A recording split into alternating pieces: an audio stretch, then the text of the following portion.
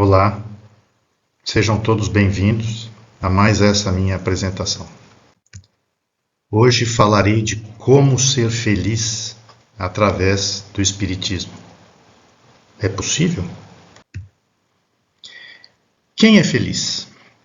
A ONU produz todo ano um relatório do Índice de Felicidade, que avalia 156 países. Esse cálculo leva em consideração 10 fatores: PIB, expectativa de vida, generosidade, suporte social. São uma série de fatores, mas principalmente está pautado em avaliar o bem-estar social e a riqueza da população. E esse ranking de felicidade, no ano passado, apresentou esses 10 primeiros lugares. Finlândia, como um país que está em primeiro lugar no ranking. Segundo lugar, Islândia. Terceiro lugar, Dinamarca. E o Brasil ficando em 32º lugar. Mas é interessante que a gente adicione mais uma coluna nesse ranking. Eu fui procurar também na ONU o índice de suicídios, ou seja, mortes por suicídio para cada 100 mil habitantes da população. E por incrível que pareça, a Finlândia, que é o país que no ranking da ONU é o mais feliz, tem 12,6 suicídios para cada 100 mil habitantes. Isso é quase o dobro do índice do Brasil, que no ranking de felicidade está em 32º lugar. O Brasil tem 6,9 suicídios por 100 mil habitantes, que eu não acho um bom número. Mas desses 10 países, o Brasil só perde para Israel e Luxemburgo. Todos os outros países, via de regra, mais ricos, né? Mais estruturados, com uma economia mais desenvolvida, parece que tem muita gente que não está feliz com tudo isso. E aí, vamos analisar então, perante esse ranking de suicídios, quem são os países mais infelizes. Aí nós temos até o 28º lugar, vendo que muitos dos países que estão aqui nesse ranking, no caso aqui, 7 países são ricos, são estruturados, têm as suas economias desenvolvidas. Então não é só riqueza, não é só materialismo que define a felicidade. E a felicidade para a filosofia, o que ela é? Aristóteles dizia que felicidade a pessoa feliz é aquela que vive de acordo com a virtude e realiza o seu potencial humano. Já Sócrates acreditava que a felicidade vinha do autoconhecimento e da prática da virtude, não dos prazeres materiais. Epicuro defendia que ela estava no prazer moderado, nas amizades e na ausência de dor e medo. Os estoicos, como Sêneca e Marco Aurélio, acreditavam que a felicidade dependia de aceitar racionalmente o que a gente não podia controlar na nossa vida e ficar sereno diante das adversidades. E na visão moderna, muitos filósofos contemporâneos relacionam felicidade com liberdade, autenticidade e sentido de vida, propósito de vida. Para a psicologia, a gente tem a psicologia positiva, que a pessoa renomada nessa linha é o Martin Seligman, que propôs o modelo PERMA, que são emoções positivas, engajamento, relacionamentos, significado e aquisições, que é o grupo de fatores que descreve os pilares desse bem-estar, que para ele define a felicidade. No geral, os psicólogos descrevem a felicidade como um estado emocional de contentamento, de satisfação e realização pessoal. Pesquisas científicas mostram que gratidão, otimismo e resiliência, levar a bordoada sem se afetar, né, são fatores que aumentam a percepção de felicidade e contribuem para a saúde mental. Já analisando felicidade pelas diferentes culturas, nós temos duas visões bem diversas. Na cultura ocidental, que somos nós aqui do Brasil, a felicidade costuma estar ligada à realização individual, é uma coisa bem egoísta, à liberdade que se tem e às conquistas materiais. Por exemplo, ter sucesso na profissão e poder consumir o que se desejar. Já na cultura oriental, ela está mais ligada à harmonia coletiva, à espiritualidade e ao equilíbrio interno. Um exemplo é o valor que os orientais dão à meditação, que não é o que nós ocidentais preconizamos. Bom, e o que o Espiritismo nos diz sobre a felicidade? Na pergunta 920 de O Livro dos Espíritos está lá: pode o homem gozar de completa felicidade na Terra? Pergunta Kardec para os espíritos. E a resposta é não. Pois a vida que lhe foi dada como prova ou expiação. Dele, porém, depende a suavização de seus males e o ser tão feliz quanto possível. Então, o Espiritismo está dizendo que a completa felicidade a gente não pode alcançar. E está dizendo que a vida nos foi dada como prova e expiação. E essa é a explicação do porquê a gente não pode alcançar a completa felicidade. Mas como assim? Então, aqui está a escala dos mundos, também apresentada na codificação, através do Evangelho segundo o Espiritismo, capítulo 3, onde os mundos, há muitas moradas na casa do meu pai, os mundos estão divididos, grosso modo, em 5 categorias. Os mundos primitivos, destinados às primeiras encarnações da alma humana.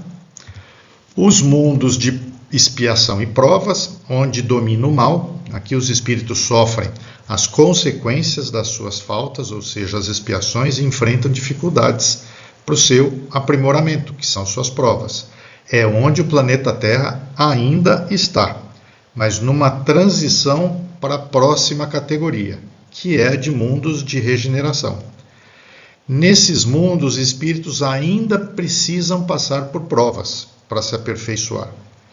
Aqui eles obtêm forças descansando das lutas que enfrentaram na categoria dos mundos de expiação e provas. Num próximo degrau, temos os mundos felizes, onde a felicidade é a condição predominante e os espíritos vivem em paz, dedicando-se ao bem comum. Lá o bem sobrepuja, domina o mal. E finalmente os mundos celestes ou divinos, lar dos espíritos puros. Lá não existe mais o mal, a harmonia é total. Então, o que a resposta do Livro dos Espíritos nos diz?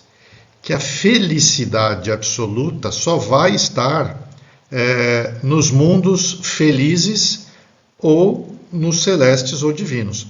Nós não vamos encontrar aqui e agora a felicidade absoluta, porque estamos na segunda categoria, indo para a terceira. Mas, Ricardo, você disse no início dessa apresentação que iria nos mostrar como ser feliz através do Espiritismo. Eu sei. E está aí a frase, a resposta dada pelos Espíritos. Não é possível encontrar aqui a felicidade completa, mas depende de cada um de nós suavizar os males que temos que enfrentar e sermos felizes tanto quanto possível. Então, uma felicidade relativa é possível alcançar aqui e agora. E aí, eu quero aproveitar uma palestra dada pelo grande palestrante espírita Haroldo Dutra, onde ele fala de um índice para se calcular a felicidade. Eu fiz uma adaptação, ele apresentou 2 variáveis desse índice, eu completei. Então ele falou que o índice de felicidade, matematicamente, ele é a realidade, a nossa aceitação da realidade, menos as expectativas que nós temos a respeito da nossa atual encarnação, mais o quanto a gente ama e mais o quanto a gente tem fé no futuro. Colocou como uma equação matemática. Eu achei bastante interessante. No aspecto das realidades, o exemplo que o Haroldo dá é muito simples. Eu nasci, sim, então eu vou morrer. Não tem para onde fugir, é imutável. Essa é uma realidade. Mas eu tenho medo de morrer, eu faço de tudo para viver mais tempo. Ok, mas todos vamos morrer. E outra informação muito relevante que a gente não consegue mudar. Nós vamos envelhecer. Mas eu invisto muito em botox, em plástica, em dieta. Ok, mas todos vamos envelhecer. Isso não tem como a gente alterar. São as nossas realidades. E tem mais. Vamos adoecer. Porque é intrínseco a estarmos aqui vivendo. E mais uma coisa.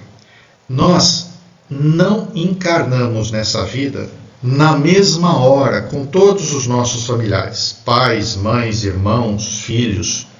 Então nós não vamos desencarnar também ao mesmo tempo. Tem muitos familiares que vão desencarnar antes da gente. Isso é uma realidade. É triste, mas é uma realidade. E o Espiritismo explica que há outras tantas realidades na nossa encarnação, na nossa vida. Afinal, nada acontece por acaso. Um exemplo?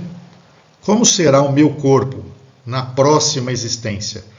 Eu nasci com algumas dores, etc. Na próxima existência eu vou vir um Mr. Universo? O meu corpo que eu deixei numa encarnação, eu vou encontrá-lo muito parecido na próxima. O Espiritismo nos explica isso. E meus relacionamentos afetivos na próxima vida? Porque eu sofri muito nessa vida. Eles vão ser iguais aos que eu tinha na vida passada. E com quem eu vou me relacionar na próxima vida? Com o mesmo núcleo de pessoas que eu me relacionei em vidas passadas. E como essas pessoas estarão na próxima vida? Vão estar diferentes? Vão estar muito parecidos a como estavam quando vivemos juntos em vidas passadas. Nada muda através de saltos, nem nós, nem aqueles ao nosso redor. Isso é uma realidade. E com relação lá na nossa equação às expectativas? Bom, a gente tem que acatar as leis de Deus. Em específico, eu digo aqui a lei de progresso. E aqui eu quero abrir um parênteses, para a gente não confundir as leis de Deus que nos foram ensinadas pelo Espiritismo com os 10 mandamentos da Bíblia. Lá nos 10 mandamentos, amar a Deus sobre todas as coisas, não tomar seu santo nome em vão, etc, etc. Lembrando que dos 10 mandamentos, 7 mandamentos são não, começam com a palavra não, não fazer, né?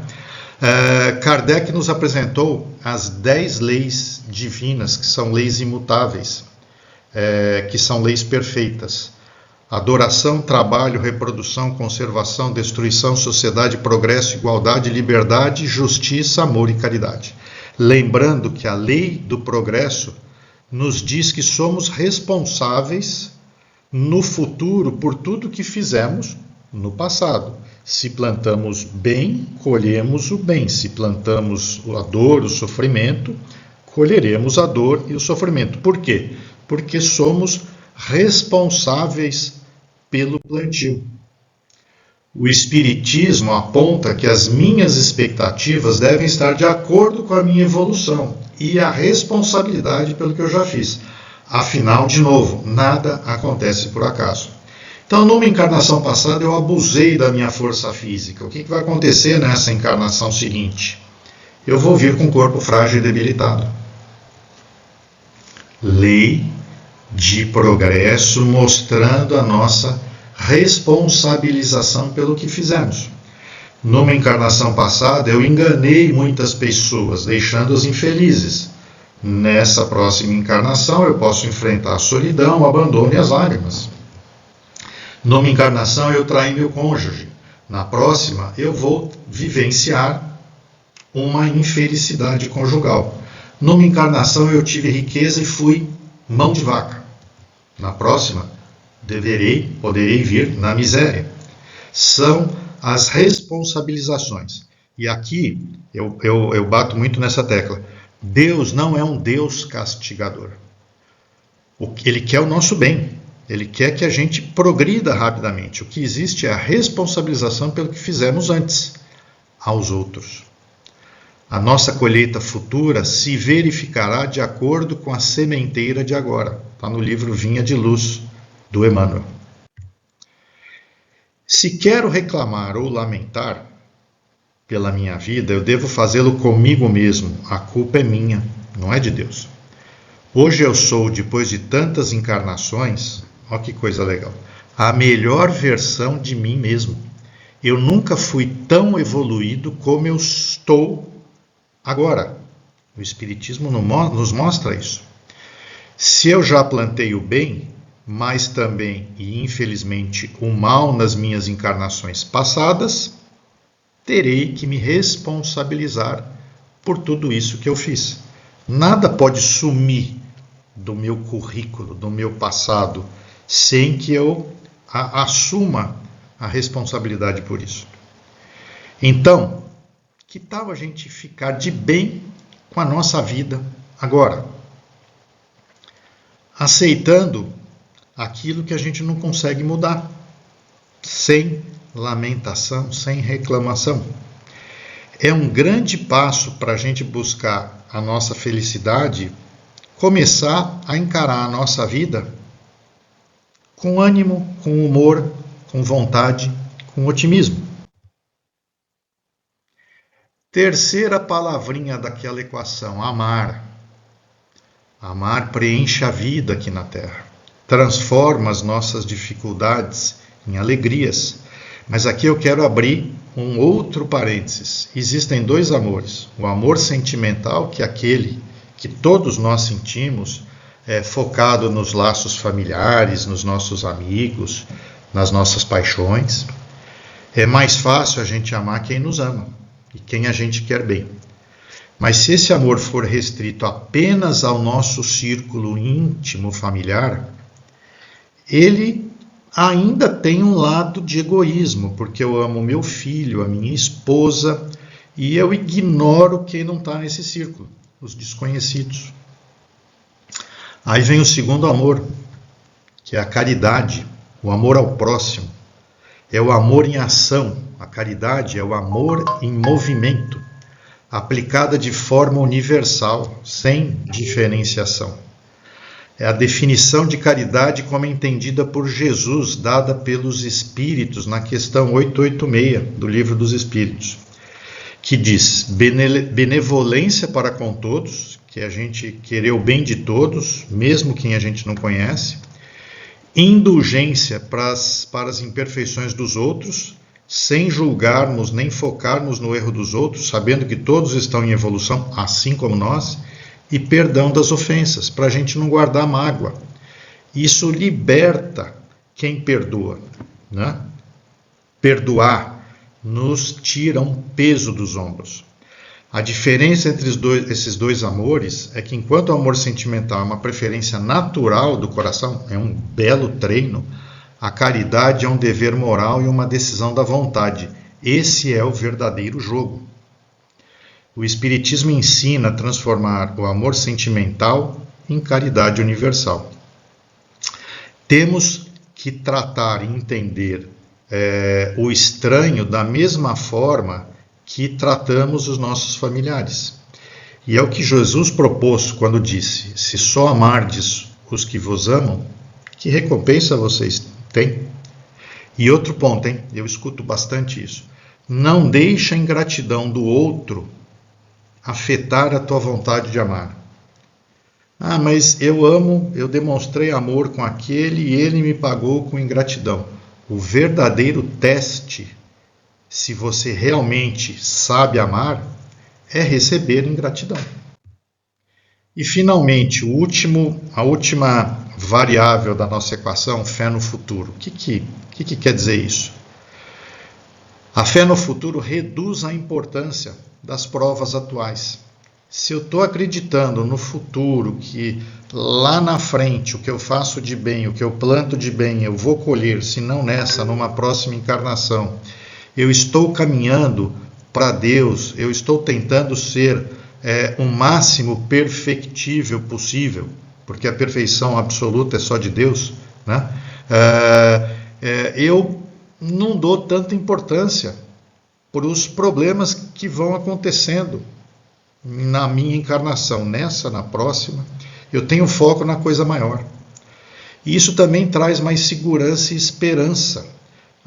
Eu não estou achando que depois de morrer não existe nada. Eu sei que esse é um caminhar, é uma viagem, e que eu estou passando por várias estações, né? Então, eu fico confiante, eu fico seguro, eu fico esperançoso de que eu vou obter os frutos no final dessa minha caminhada. Também nos faz, essa fé no futuro, a gente desfocar, desprender do materialismo. O materialismo nos empurra a acreditar que temos que aproveitar o máximo agora, porque no futuro podemos morrer e tudo acaba. Não é por aí. E a fé no futuro não é uma fé cega, é uma fé raciocinada. Permite que essa esperança, né, nos traga paz interior, mantendo o nosso coração mais vigoroso, mais forte contra os problemas e as dores. A fé no futuro é o que permite ao ser humano viver com um propósito, transformando o sofrimento temporário em felicidade espiritual duradoura. Então agora vamos voltar já discutimos todas as 4 variáveis, vamos voltar àquela equação. Eu calculei 3 resultados para aquela equação. Então, primeiro resultado, realidade. Eu sou uma pessoa que eu não aceito e me rebelo, me revolto com toda a realidade que está aí. Então, minha pontuação em realidade é 0. Com relação às expectativas, eu tenho as expectativas mais altas possíveis. Eu quero ficar eternamente jovem, eu quero ter um corpo lindo e maravilhoso o tempo todo, eu não quero ter nenhuma dor, nenhum sofrimento, eu não quero passar por nenhum problema, eu quero o máximo de satisfação para mim já. Então, a expectativa nota é o contrário, eu tenho expectativa demais. Eu não tenho humildade, né? Eu não tenho entendimento e aceitação das coisas que me acontecem, né? Então, a minha nota aqui é 100, lembrando que o sinal é negativo, tá? Amar. Eu só amo as pessoas da minha família e nada mais, nada de caridade, de amor ao próximo, e sou um materialista. Não tenho nenhuma fé no futuro. Amar, eu só tenho nota 10 de 100 e fé no futuro 0. A soma disso aqui deu menos 90. Eu não sou feliz. Segundo cenário. Já estou evoluindo. Eu já, na questão de realidade, eu aceito metade das coisas que me acontecem, né? Não estou ainda muito evoluído nisso, mas sim, eu já não sou um reclamão, né? Não sou um revoltado. Grosso modo, aceito a minha realidade. Consegui baixar as minhas expectativas, não me revolto, eu sei que tem um porquê das coisas que acontecem comigo e eu não consigo alterar, mudar. Já além da minha família, faço algum trabalho para ajudar, trabalho de benemerência, eu tenho uma dedicação com obras de assistência, eu enxergo os desconhecidos, sinto pena do sofrimento dos outros, mesmo aqueles que não estão próximos a mim. E sim, eu tenho fé no futuro, eu acredito que existe vida depois dessa. Deus não seria tão injusto de só nos dar uma chance de viver. Opa, a equação mudou. Eu já posso ser relativamente feliz. Ao invés de menos 90, minha nota foi 100. E o terceiro cenário. Realidade. não questiono, sei que tudo que acontece comigo não é por acaso, tem a mão de Deus por trás. Expectativas, não tenho expectativas, sou muito humilde, sou muito altruísta e não penso primeiro em mim, penso primeiro nos outros. Então não tenho muitas expectativas para mim, especialmente do lado material. Amo demais o próximo, consigo viver a alegria que eu causo para o próximo, sendo essa alegria motivo da minha felicidade, e tenho total fé no futuro. Qual a minha nota? 300. Eu tenho toda a felicidade. Será que a gente está perto desse terceiro cenário? Acho a maioria de nós aqui encarnados difícil. Mas vamos tentar chegar no segundo cenário. Será, Ricardo? Então, eu queria, para finalizar, falar da vida de um homem já falecido, faz bastante tempo. O nome dele era Jerônimo. Ele nasceu em 1939, em Tumbiara. Era o nono de 10 irmãos, uma família bastante pobre. Até os 15 anos ele frequentava a igreja presbiteriana, fazia palestras, dedicado. Mas depois da morte da avó materna dele, ele se questionou muito sobre a questão de vida após a morte. Ele não aceitava o que se apregoava até então para ele. Foi quando ele conheceu a doutrina espírita e começou inclusive a se dedicar à doutrina espírita. Aos 17 anos ele já estava se revelando um bom jogador de futebol, começou a sentir sintomas de uma doença incurável, a artrite reumatoide. Aos 19 anos ele já começa a ter que usar muletas, para de trabalhar, e daí em diante, das muletas ele foi para uma cadeira de rodas, da cadeira de rodas para uma cama ortopédica. E daí ele não saiu mais da cama até falecer. Além disso, ele perdeu a visão e sofria de problemas cardíacos. Então imagine um homem totalmente paralítico dos 19 anos até a sua morte, com 50 anos, o tempo praticamente de 31 anos vivendo numa cama, sem mover o pescoço, durante 20 anos estando cego e com fortes, constantes dores no peito. Ele tinha todos os motivos para reclamar da vida dele, certo? Errado. Jerônimo Mendonça foi muito feliz na sua última encarnação. Apesar das grandes dificuldades que ele enfrentou, ele sempre mantinha o bom humor e um ânimo contagiante. Dava conselhos a milhares de pessoas que procuravam. Ele viajou o Brasil inteiro para dar palestras. Era muito requisitado, graças a um leito anatômico que foi projetado para ele. Palestras espíritas.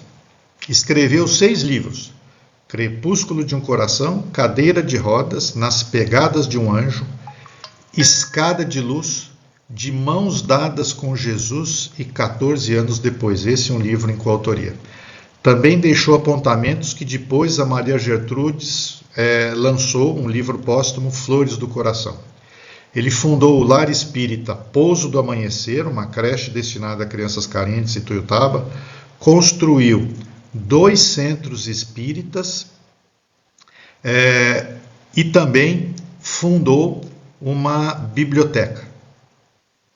Depois de 50 anos de uma vida muito produtiva, ele desencarnou tendo sido chamado de o Gigante Deitado, apelido que lhe foi dado por amigos, seguidores e pela imprensa.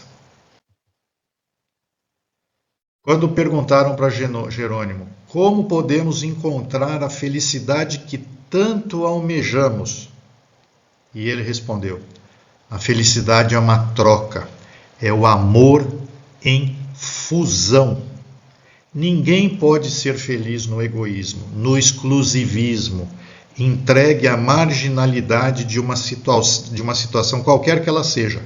Felicidade é participação, é a improvisação da felicidade dos outros, pois é dando que se recebe.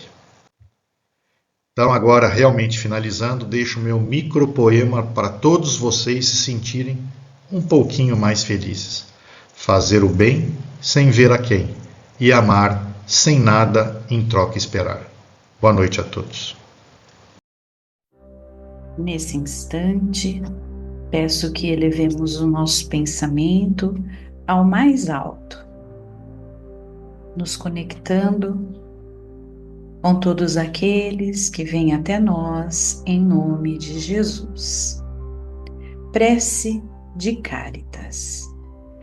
Deus, nosso Pai, que sois todo poder e bondade, dai força àqueles que passam pela provação.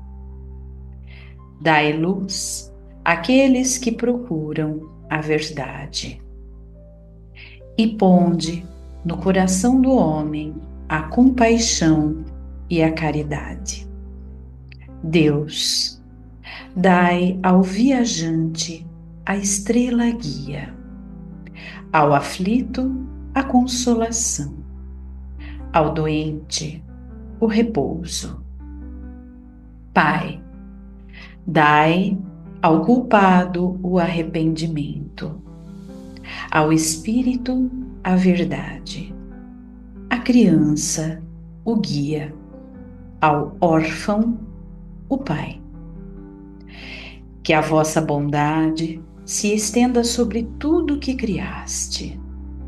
Piedade, Senhor, para aqueles que não vos conhecem, e esperança para aqueles que sofrem.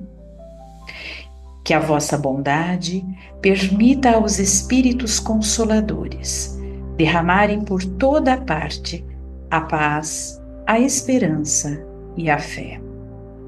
Deus, um raio, uma faísca do vosso divino amor pode abrasar a terra. Deixai-nos beber da fonte dessa bondade fecunda e infinita, e todas as lágrimas secarão. Todas as dores acalmar-se-ão. Um só coração, um só pensamento subirá até vós, como um grito de reconhecimento e de amor. Como Moisés sobre a montanha, nós vos esperamos com os braços abertos. Ó bondade, ó poder, ó beleza, ó perfeição. Queremos, de alguma sorte, merecer vossa misericórdia. Deus, dai-nos a força no progresso de subir até vós. Dai-nos a caridade pura. Dai-nos a fé e a razão. Dai-nos a simplicidade, que fará de nossas almas o espelho onde refletirá um dia a vossa santíssima imagem. Que assim seja.